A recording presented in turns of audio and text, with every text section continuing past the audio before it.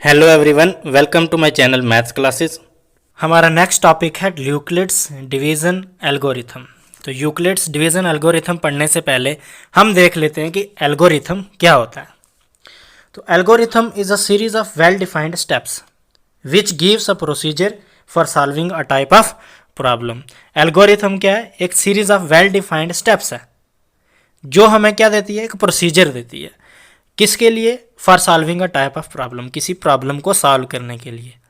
Algorithm एक series of well defined steps है जो किसी प्रॉब्लम को सॉल्व करने के लिए प्रोसीजर बताती है, तरीका बताती है। फॉर एग्जांपल देखो, अगर आप बाजार से जाके नूडल्स खरीद रहे हो तो नूडल्स के पैकेट पे देखना ध्यान से, वहाँ भी एक प्रोसीजर बताया होता है, मतलब स्टेप वाइज बताया होता है कि इसको कैसे कुक करना है। तो वही जो स्टेप वेल डिफाइंड स्टेप्स होंगे उन स्टेप्स को फॉलो करके आप उसको क्या करते हो? कुक करते हो, मतलब अपनी प्रॉब्लम को सॉल्व करते हो। उसी चीज़ को, उसी वेल डिफाइंड स्टेप्स को हम क्या कहते हैं? एल्गोरिथम। तो अब यूक्लिड डिवीजन एल्गोरिथम, जो डिवीजन के लिए एल्गोरिथम दी थी यूक्लिड ने, उसका यूज़ हम कहाँ करते हैं? Euclid division algorithm to find HCF two positive integers. किसके लिए यूज़ होती है? दो पॉजिटिव इंटीजर्स के HCF फाइंड होने में, करने के लिए। तो अब देखते हैं प्रोसीजर है क्या। स्टेप बाय स्टेप प्रोसीजर को देख लेते हैं कि कैसे HCF फाइंड करना है। तो चलिए, to obtain the HCF of two positive integers से C एंड D, मतलब दो पॉजिटिव इंटीजर्स जिनको हम मान लेते हैं C और D, उनका HCF फाइंड करने के लिए, ऑब्टेन करने के लिए। और C और D देखो, with C is greater than D, C और D में से एक बड़ा होगा, तो मान लो C बड़ा है, C D से बड़ा है। Follow the steps below. तो HCF फाइंड करने के लिए ये वाले स्टेप्स हमने फॉलो करने हैं, ये वाला प्रोसीजर फॉलो करना है। तो सबसे पहले आपको पता है कि यूक्लिड डिवीजन लेमा क्या होता है, वो आपने पढ़ा है। पिछली वीडियो में हमने पढ़ा कि यूक्लिड डिवीजन लेमा क्या होता है। तो C और D कोई भी पॉजिटिव इंटीजर है हमारे पास, तो उन पे हम क्या करेंगे? यूक्लिड डिवीजन लेमा लगाएंगे। तो C और D पॉजिटिव इंटीजर के लिए यूक्लिड डिवीजन लेमा से हमें दो इंटीजर्स मिलेंगे Q और R, such that C equals to DQ plus R, और R की ये कंडीशन है, मतलब दो पॉजिटिव इंटीजर C और D के लिए जिनका हमने HCF फाइंड करना है, उनके ऊपर हमने सब फर्स्ट स्टेप में क्या लगाना है? यूक्लिड डिवीजन लेमा अप्लाई करना है। तो यूक्लिड डिवीजन लेमा से हमारे पास क्या आएगा? दो इंटीजर्स आएंगे, यूनिक इंटीजर्स Q और R। तो ये कंडीशन फॉलो करेंगे। उसके बाद क्या करना है?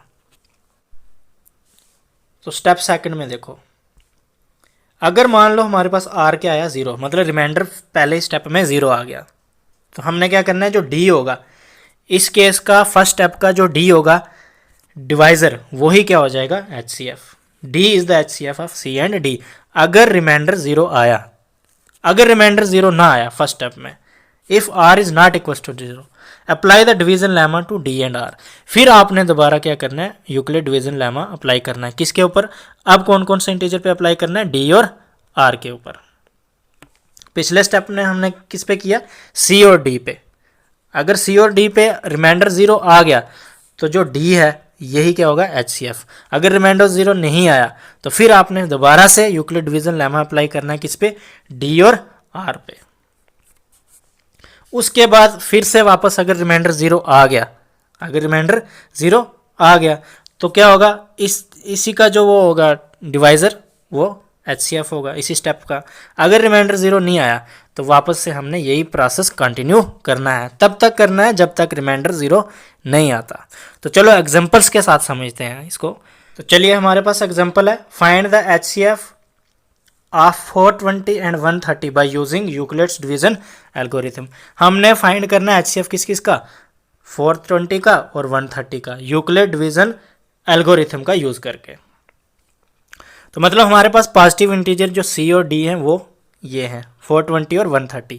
अब सबसे पहला स्टेप क्या है? इनमें से देखना है कि बड़ा कौन सा है, इनमें से बड़ा कौन सा है। तो हमने लिख दिया सिंस 420 इज ग्रेटर देन 130, तो मतलब 420 क्या है? 130 से बड़ा है। तो फिर आपने क्या करना है? यूक्लिड डिवीजन लेमा लगाना है इन दोनों पे। तो यूक्लिड डिवीजन लेमा कैसे लगाते हैं? बड़े को छोटे से डिवाइड करना है, मतलब 420 को 130 से डिवाइड करना है। तो आपके पास क्या आएगा? 3 क्वोशंट और 30 रिमाइंडर डिवाइड करके। हम इसको ऐसे लिख सकते हैं, A इक्वल्स टू BQR, वो वाली फॉर्म में, मतलब 420 इक्वल्स टू 130 इंटू 3 प्लस 30, मतलब dividend equals to divisor into quotient plus remainder, ऐसे लिख सकते हैं यूक्लिड डिवीजन लेमा से। अब देखो इस बार हमने देखना है फर्स्ट स्टेप में रिमाइंडर 0 आया या नहीं। तो हमारा रिमाइंडर तो 0 नहीं आया, तो रिमाइंडर 0 नहीं आया अगर, तो हमने क्या करना है अगले स्टेप में, अब जो रिमाइंडर है और डिवाइजर है, रिमाइंडर और डिवाइजर इन दोनों पे यूक्लिड डिवीजन लेमा लगाना है। तो मतलब इन दोनों में से बड़ा कौन सा है 130, तो 130 को अंदर रख के 30 से डिवाइड करना है। तो नेक्स्ट स्टेप देखो ध्यान से याद रखना कि ये वाला जो डिवाइजर है अगले स्टेप में ये कहाँ चला जाएगा, डिविडेंड बनेगा।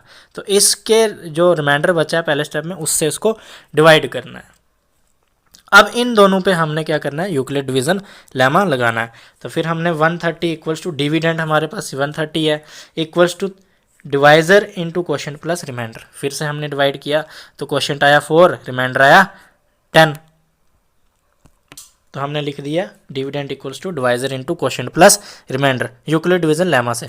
अब देखिए अगले स्टेप में भी हमारा रिमाइंडर जो है वो 0 नहीं आया, तो अब भी रिमाइंडर 0 नहीं आया, तो मतलब एक बार फिर से वही काम करना है जो ऊपर किया है, फिर से हमें क्या लगाना है, यूक्लिड डिवीजन लेमा। तो अब किस पे लगाना है यूक्लिड डिवीजन लेमा को, ऊपर वाले रिमाइंडर और डिवाइजर पे। तो ऊपर वाला डिवाइजर कौन सा है 30 और रिमाइंडर 10, इन दोनों पे हमने क्या करना है, यूक्लिड डिवीजन लेमा लगाना है। मतलब इस स्टेप में क्या करना है, ये वाला डिवाइजर उठा के अंदर ले आना डिविडेंड में, तो किससे, रिमाइंडर से डिवाइड करना है। तो जब डिवाइड किया तो 3 10 तो 30 पूरा डिवाइड हो गया, तो रिमाइंडर आ गया 0, मतलब 30 इक्वल्स टू हम लिख सकते हैं 10 into 3 plus 0, dividend equals to divisor into quotient plus remainder. इस स्टेप में जाके हमारा रिमाइंडर क्या आ गया, 0 आ गया। अब रिमाइंडर 0 आ गया तो प्रोसेस जो है, प्रोसीजर जो है वो स्टॉप हो गया। तो अब यहाँ से हम HCF देख सकते हैं, जिस स्टेप पे हमारा रिमाइंडर 0 आया उस स्टेप का जो डिवाइजर होगा वही हमारा क्या होगा, HCF। तो इस लास्ट वाले स्टेप का डिवाइजर कौन सा है 10, तो 10 हमारा क्या होगा HCF, जो हमें फाइंड करना है। एक बार फिर से रिवाइज कर लेते हैं। सबसे पहले आपको 2 इंटीजर जो दिए होंगे जिनका हमें HCF फाइंड करना है, उनमें से देखना है बड़ा कौन सा है, तो फिर लगाना है इस पे क्या, यूक्लिड डिवीजन लेमा, बड़े को छोटे से डिवाइड करना है। तो यूक्लिड डिवीजन लेमा से हम लिख सकते हैं dividend equals to divisor into quotient plus remainder. अगर रिमाइंडर 0 आया तो उसी स्टेप का जो डिवाइजर होगा वही HCF होगा। अगर रिमाइंडर 0 नहीं आया तो फिर से हमने दोबारा क्या करना है, यूक्लिड डिवीजन लेमा लगाना है। किस किस पे लगाना है, डिवाइजर और रिमाइंडर पे, मतलब डिवाइजर को ले आना है रिमाइंडर के साथ डिवाइड करने के लिए नीचे।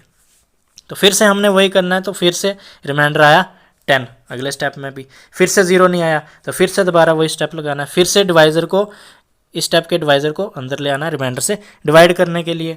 तो फिर से देखा कि अब जो है वो रिमाइंडर 0 आ गया। जिस स्टेप पे रिमाइंडर हमारा 0 आया उस स्टेप का जो डिवाइजर होगा वही क्या होगा, HCF होगा।